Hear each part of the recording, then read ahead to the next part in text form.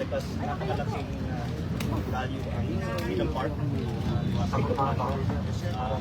week na ang Batangas farmers. It's very clean, very secure because of Manila City. So thank you very much. And then yung mga taga-Bungabon, kay Garcia, yung sibuyas nila, bawang, kamatis, sili, patatas, sayote, lahat ng gulay nila dinala namin dito. College sa amin. Para makabili kami ng murang isda. At the same time, yung mga farmers, mabigyan ng access sa direkta sa consumer. Naubos kanina, ngayon nagre-replenish sila. Marami ang bibili. So, mura, yun mo. 1 kilong sili, 130 lang. Yung sayote, 46.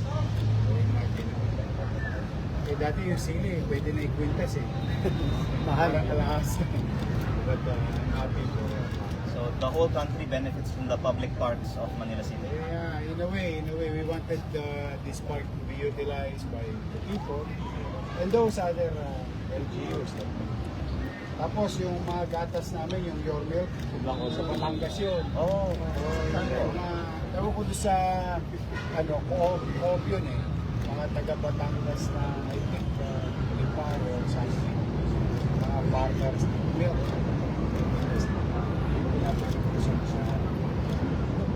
They get 3 times a week. 21,000. O ngayon, nahinto na, tapos na yung klase.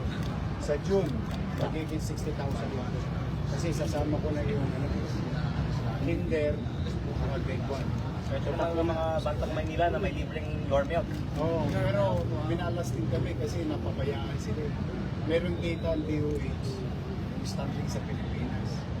So imagine mo, kasama ito naman. With this of course, immigration, walang tosgat, walang gastos yung nanay.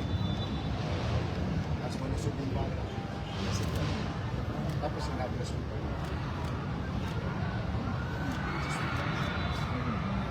Pero we're very grateful. Yes. It's not enough to thank you po for allowing our farmers to use your product. Oo, pare. Ang galing, galing yun lang. Kung sa pare, Pechigo Ilos to ha. Gat Mabi. Masarap yan yun. Hindi, thank you talaga. Sarap niya.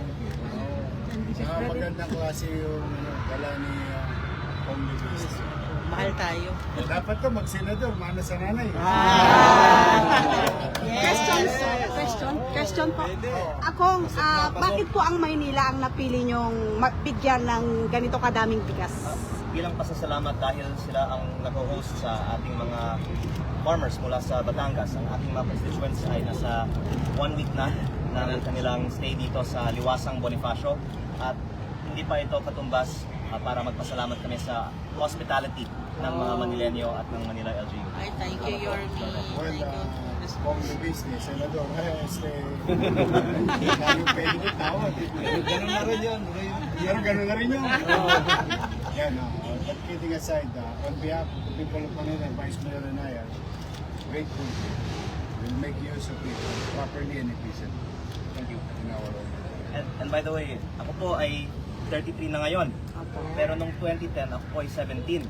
At gabi-gabi, kasama ko si Yorme sa kanyang mga rallies. Asenso Manilenyo. Yes, so si Ma'am kasi, believer ako ni Ma'am eh. lagi pagka tumatakbo si mami niya, na senador, laging kasama sa listahan namin ng 12 yun. Ito po ba kung ay ito Kasama namin yung PJ. Opo. Ito po ba kung ay masusundan pa? Ayun ang tanong namin. Things come to those who wait. Ilalagay mo sa akin. Sana all. Friends with Mayor Isko. So I've been actually technically known Mayor for 16 years now. Wow. And our family is very grateful for all of your No, help. we're happy that there are still some people in government who really showing real love to our country. Sara. Whatever you do there in national, it affects us here in local. So if you're good at there, I mean that area, it will be better for us. Salamat That's po. both ways. Salamat po sa friendship ninyo. Mamamayan ng Maynila po ang nakinabang. Thank you po. Aldo! Siya, may namamukhaan pa ako. Aldo na yan. Sige, Kong. Thank you very much, Mayor. Sa American City. Maraming salamat po. Vice Mayor. Thank you. Pwede ba nga pa-picture kay Kong? My name is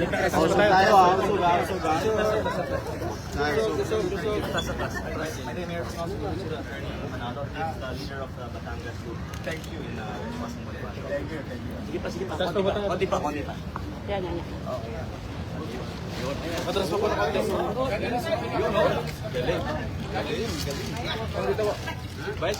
Napabuhat si Vice.